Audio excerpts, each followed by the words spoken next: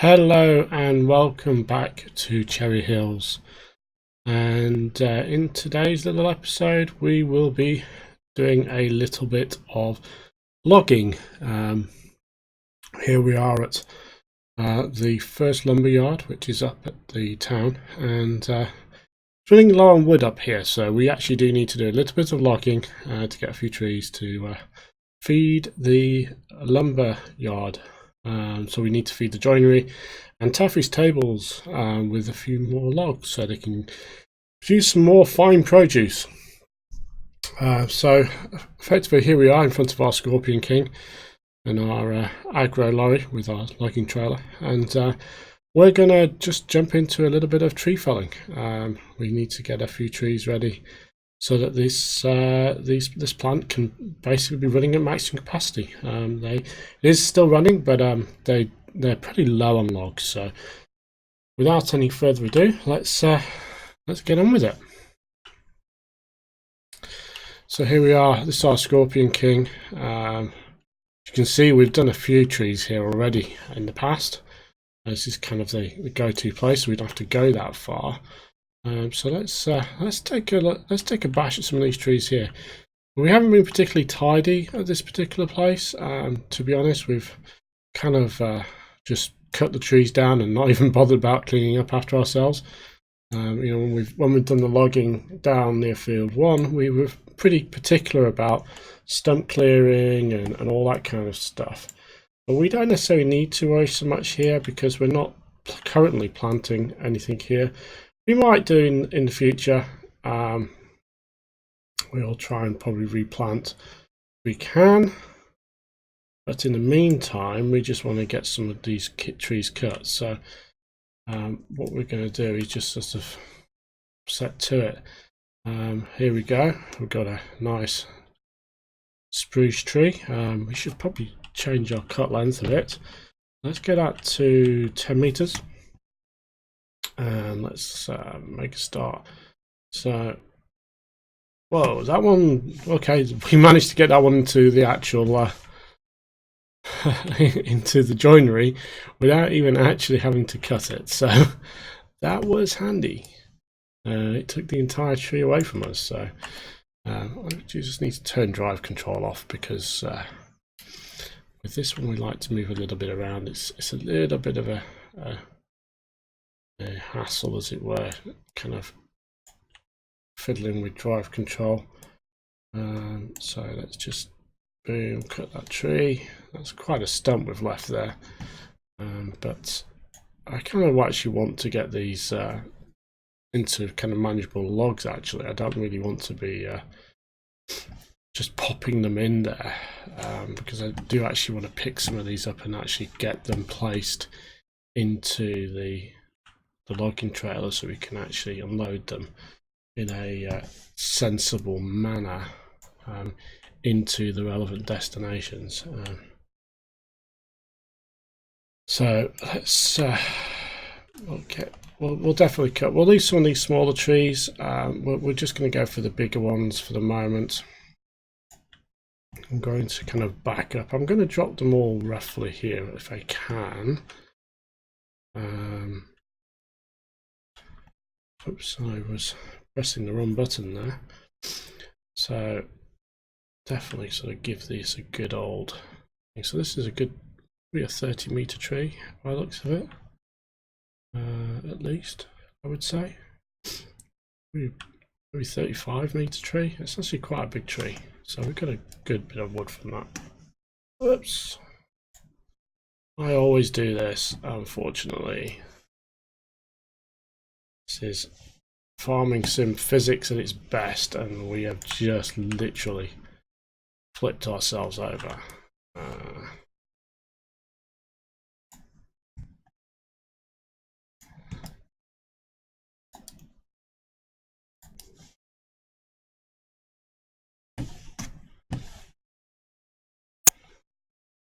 Beautiful thing about Scorpion King is it can actually right itself.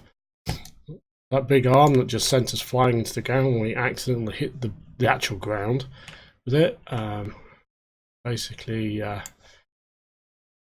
can literally be used to basically write ourselves quite easily. So that is a good thing. So we just move forward a little bit, get into spot, make the cut. Tree's going to fall down eventually. We just kind of want to back up a little bit.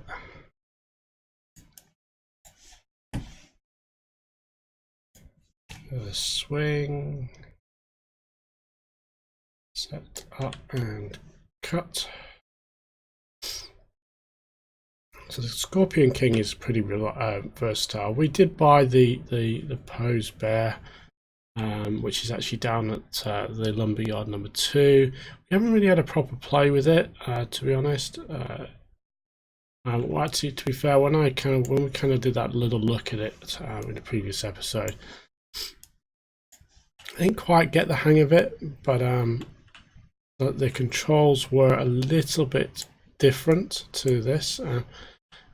Usually quite adept with the Scorpion King. I've had a lot of practice with the wood clearing. The trick is it's just knowing the controls, and it's become kind of second nature. We have the variant which has essentially the original Scorpion King control sort of mapping, essentially. These control mapping on the Scorpion King is actually in reverse, strangely enough. So the normal mapping for this is actually backwards, and we're taking, we kind of got used to that approach, and as a result, when we went to use the bear, it was a little bit awkward. So, but it is literally around practice. So, once we get used to that particular model, we will be okay. So we're going to attack. This is one of the mammoth trees. So this could be going to be a fun one. This has got some weight to it, so we're going to let that fall, and then we're going to back this up. We will try and swing it around. We need to keep it high, and whoa, we kind of need to keep it close to us as well.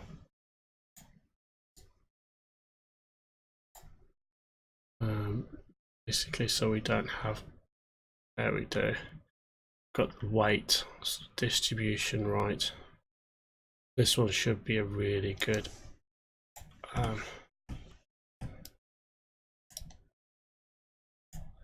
unfortunately,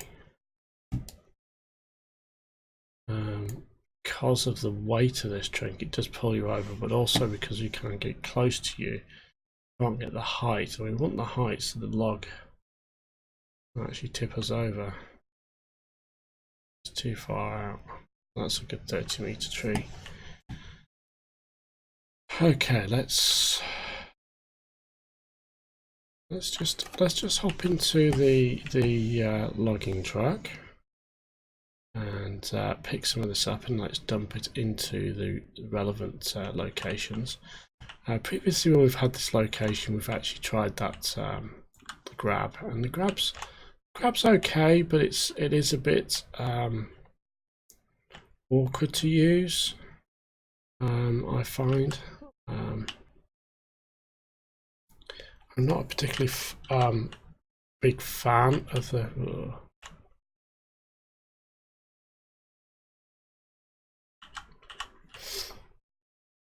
Okay, we have pretty much beached ourselves actually.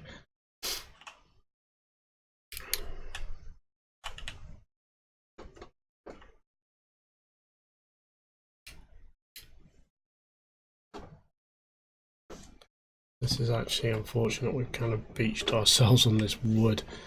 We're going to need to give ourselves a little bit of a push.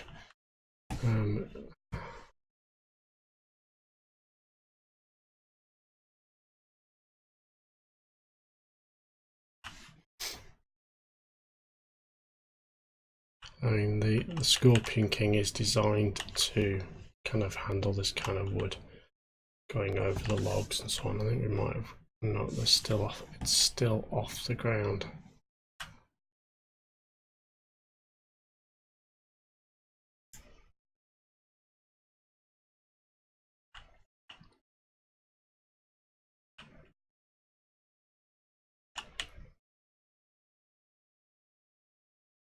To be honest, we only really need the back tyres now we've got the four-wheel drive engaged to be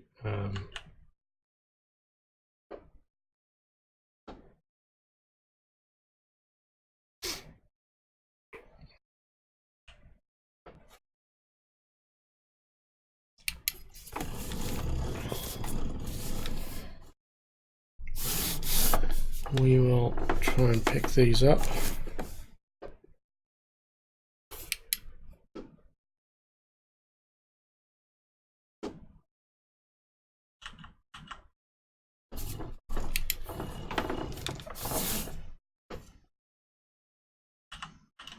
Sort of peg that in and just unload this lot and see how well we do with it. We'll drop this into Taffy's tables first off, because it's actually the easiest one to fill up, to be honest. I think it's got a slightly smaller kind of capacity than the others. We'll just scroll through here. We should find that it actually is all gone. So let's go back for more. We could use. There's no real other alternative to sort of dealing with this kind of load than basically just using it with a trailer. The auto-loading trailer is actually pretty handy. These smaller trees basically are really not worth cutting down. Yes, they do give wood, but probably not as much as something like on these mammoth trees. These mammoth trees are pretty special when it comes to the volume of wood that they give. I've actually probably just filled that. I wonder what Jim's Timber Supplies is a drive-through bit for, but it's actually nothing really. Okay, so let's see how much of this sells. This should all go in actually. And if we drop out and take a look, he actually should be pretty much full. Yeah, it's at 96%, so we won't get any more in there. Let's double check this guy as well. And he's at 90%, so we might actually get an extra log or two. Let's just cut down one more tree. I'd like to have these completely filled. I see there's quite a nice, that's probably going to be at least a 30 to 40 foot tree there. So let's give that one good chainsawing. So we're gonna get ourselves in position and turn on the harvester and basically give this a good chop. So we're not really cleaning up after ourselves at the moment on these, just and really mainly for convenience, to be honest. When we want, I think we will be able to replant this area. I'm not sure, however. If we can replant it, I will. And when we come to do that, we will have to essentially de-stump the area. It kind of, let's see, we've got quite a few of the stumps there, so let's just drop this guy here. pick up these last couple of logs, and that will basically I'll probably fill up the remaining space. We've got a pretty big tree here. Whoops. Need to reverse a little bit.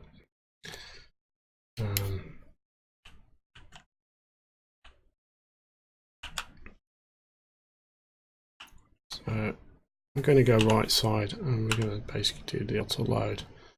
We got 2 pieces there, but we will pick up the remainder in a minute. Straightforward enough. We just get the right position. Make sure it's all locked in. Might lose one here. Yeah, we lost a little one, that's fine. We will just drive through here and lose the. Well, we lost one actually. We didn't actually lose them all.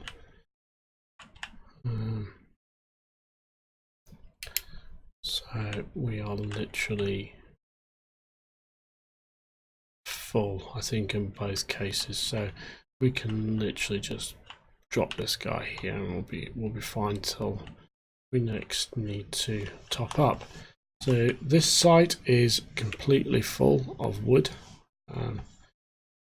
We've topped this one up. Is at 97%. We won't get him any fuller unless we make some smaller logs.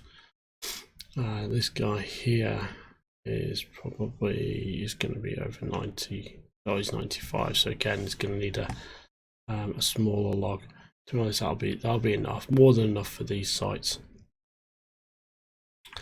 So that is the joinery all topped up here on the map. So we kind of think this site down here, we actually did a bit of a logging visit last sort of on the live stream, I think it was yesterday. See, it's still at 94%. We've got quite a bit of wood in here. This guy is basically chugging away. Again, likewise, he's 90%. High. It's not completely full, but they have been running for 24 hours with load.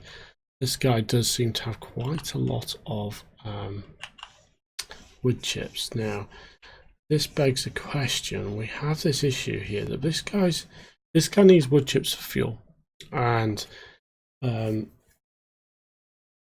we have quite a few wood chips here, and it's a 60k limit for the fuel, and it hasn't burned through. And this does fill up. It's got 6k in there, and it'll be a while before it's low enough to actually dump in there. So that's any significant volume. This guy over here, he is actually. We do need to lift this. So let's go pop this in one of the bee.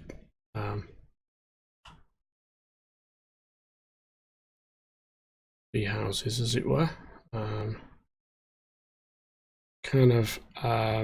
These guys, they are a little bit weird. So basically, these little beehive houses, as it were, they do eat these beehives. Essentially, they do run out. And we did drop a whole bunch in there, and they have been used. So they did seem to be used pretty quickly, which is a little bit strange. So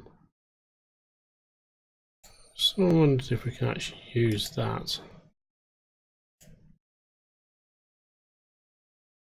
But no, we can't. So let's get this over.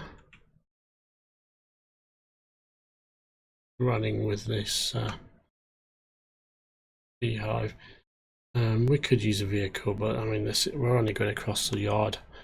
I'm going to drop 2 in here. I don't really know if it actually alters the rate, just how long it can last, I think. As you can see, we've got 50%. This guy's going to start up soon. Eventually, it'll just start blowing out bees from there. we will need to kind of add these to the beehives over near the farm. So I mean, hopefully this guy's going to get back to work soon. He's got plenty of wood board, although I think I might just drop another one in there. Let's just actually clear. I'm not going to do this one just yet. I'm going to grab the other one because I do need to get into the autoload trailer to kind of load onto the back here. We have 4 there. We actually have quite a lot of these empty pallets looking around now. So we do have quite a few. We're popping all of these boards actually into this guy at the moment. Quite a lot of these boards are going in here.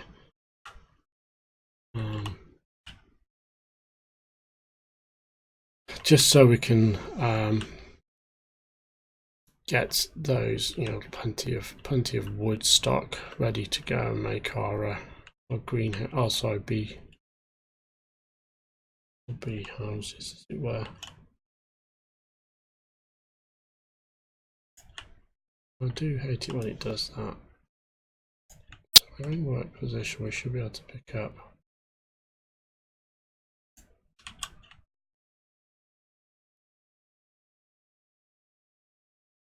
There we go. Don't mind the auto load on the pallet conveyors because that doesn't bug out. That is just blown off in a weird and wonderful fashion. And it's all stuck to the back of the trailer. So we've got that guy loaded up anyway. What we'll do is these pallets, those parts there, we do have to sort of drop them somewhere.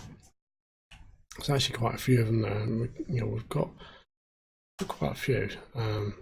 So we could sell them, or we could essentially just put them to good use, and I think they will get put to good use.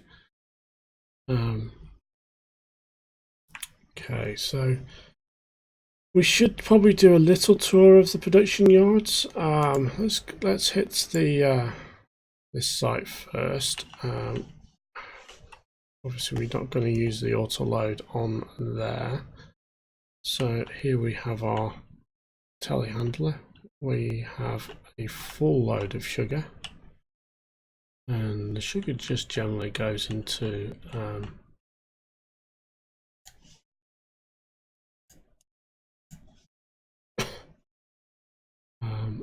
pretty much always just goes into our dairy at the moment, because it is a sought after commodity. Although we have put quite a bit in there, I think so far, so we may actually be not sure what the capacity is, but we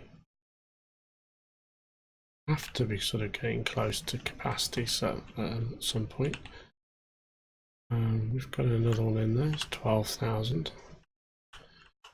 So we've got various products that are just kind of at the moment just littering that.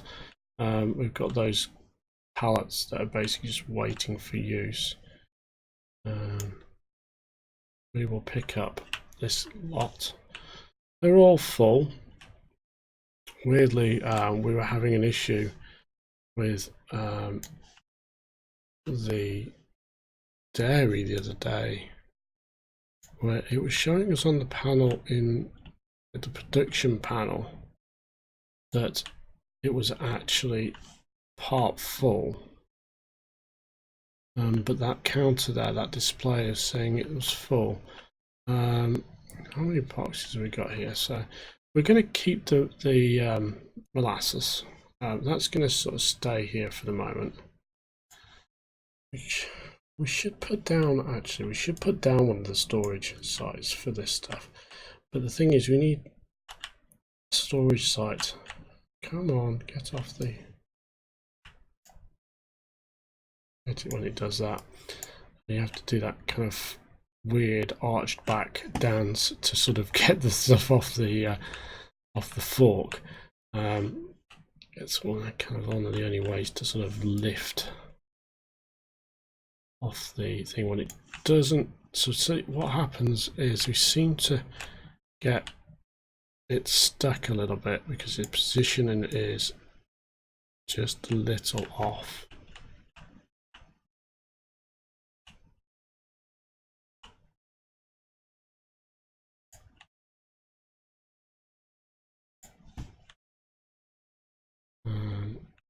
Got the yogurt now, got kefir and the is it the butter? I remember, I say we got quite a few products out of this. This dairy is quite an interesting production line, I have to admit. It's whoa, that was kind of messed up. This is a really nice production line that the Savapa guys have put together. You know, there's method in the madness, as it were. You know, you've got all of the features. You know, you've got to have sugar. You've got to get the milk. You've got to get the fruit. All of the things that you kind of need to actually make something happen are all sort of put in there, and it kind of all works. The interesting thing is, you know, the dairy needs to have everything. This is essentially a feature of the fabric script. You can't have optional items. One of the things I think which would be it would be very good for is that you have the idea that you can have products that will be produced if you provide the items, and otherwise it will produce another set of products, or essentially it produces an additional product if a certain ingredient is there. This is kind of one of the things I've kind of been investigating with my endeavors to kind of build the bakery, was this idea of using an optional ingredient. Okay, this is just messed up.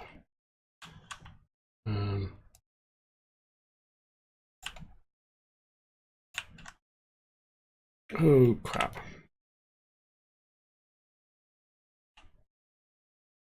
Messed up my nice stack. That was really annoying. You actually have a nice stack. Actually, I'm going to try and get this on the top. Whoa. Okay, that's not going to let me put them on top of it.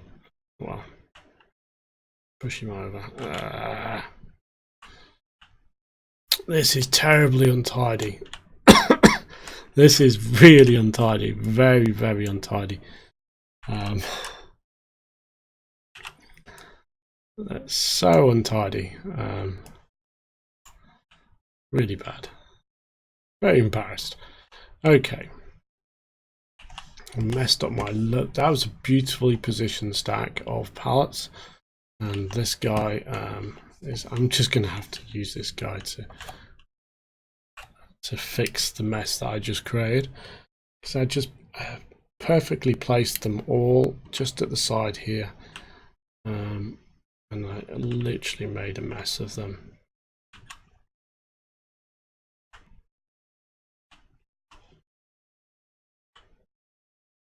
Luckily,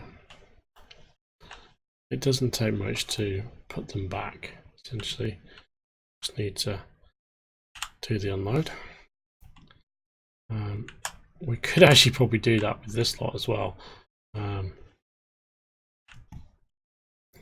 It's actually a nice idea, actually. Let's just get all these nice and neat.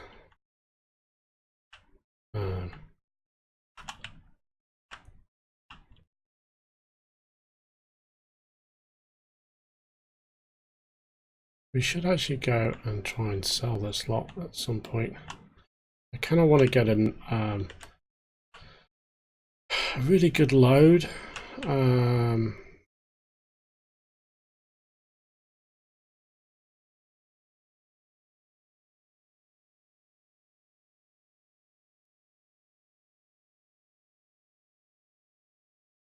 we kind of really want to get a good load of these where you can just literally have there we go, like a big semi-trailer do a big delivery all in one go of all of these things. So I'm gonna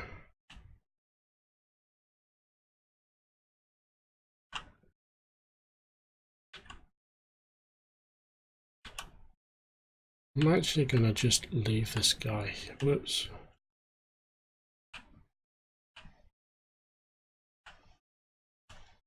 Just want to get him in shed here. For the moment, I'm going to leave this guy there, just out of the way. But there's a nice, beautiful stack. We have yogurt. We have a couple of kefir. The Zapo kind of brand stuff has all been stacked up, and this little area is all ready to go.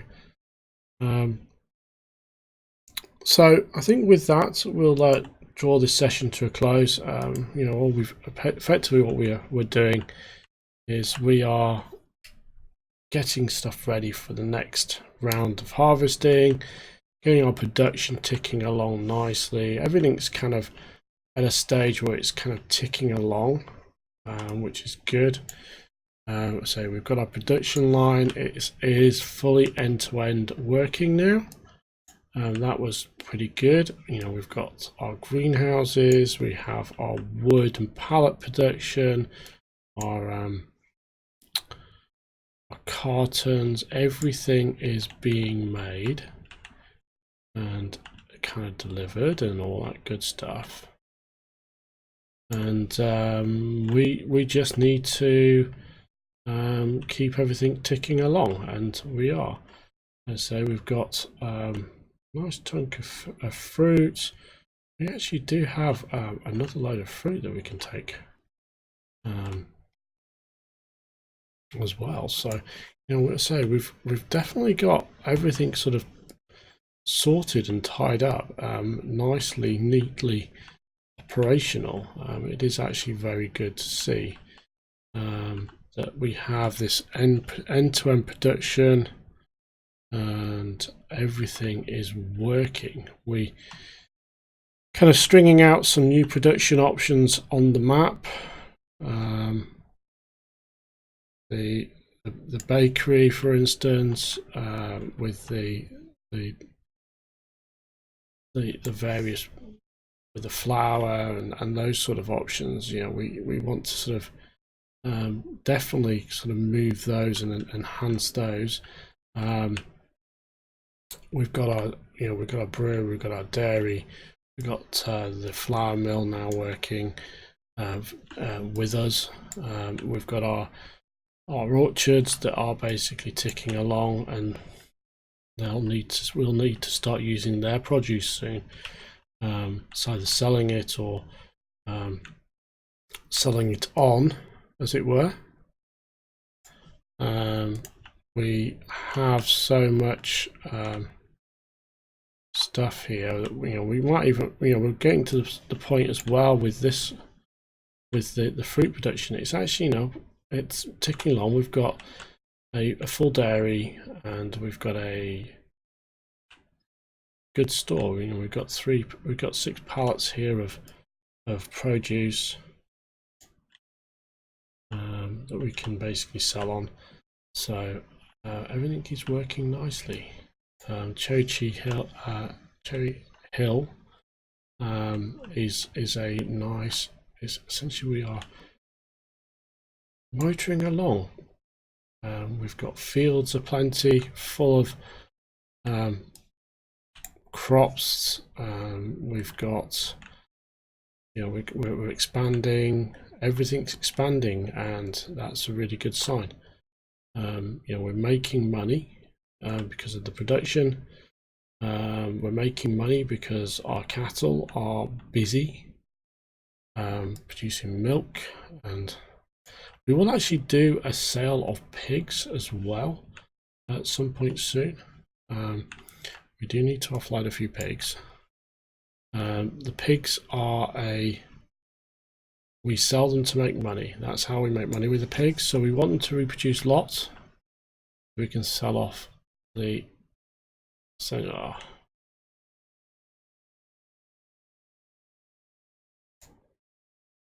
I hate it when it does that, but essentially it's about as good as we're going to get with that. Let's just push this into the shed. We've got plenty of those. We literally have loads of those.